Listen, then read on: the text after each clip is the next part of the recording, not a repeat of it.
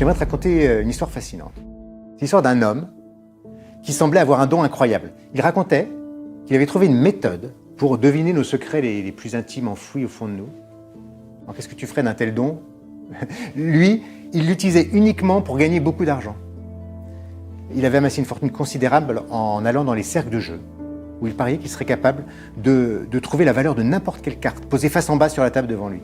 Emporté par l'ivresse du jeu et l'appât du gain, il a joué encore et encore, jusqu'à jouer une fois de trop. Un soir, il a misé toute sa fortune sur une seule carte.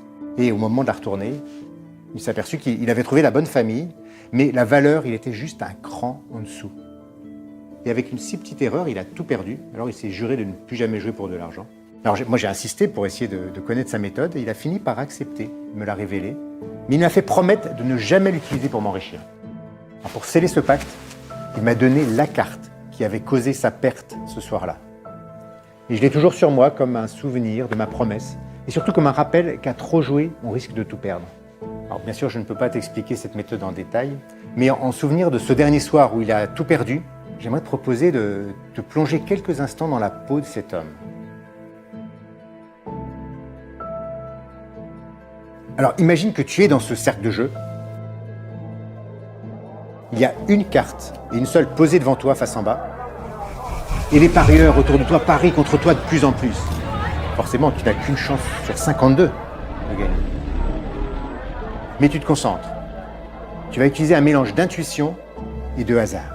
Tu vas juste visualiser au loin une carte complètement floue, tu ne peux rien distinguer.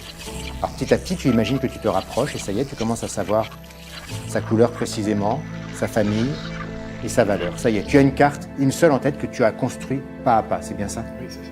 Ok. Alors pour bien comprendre, tu vas me nommer une carte complètement différente. Tu changes tout, dis-moi. Dame de carreau. Dame de carreau?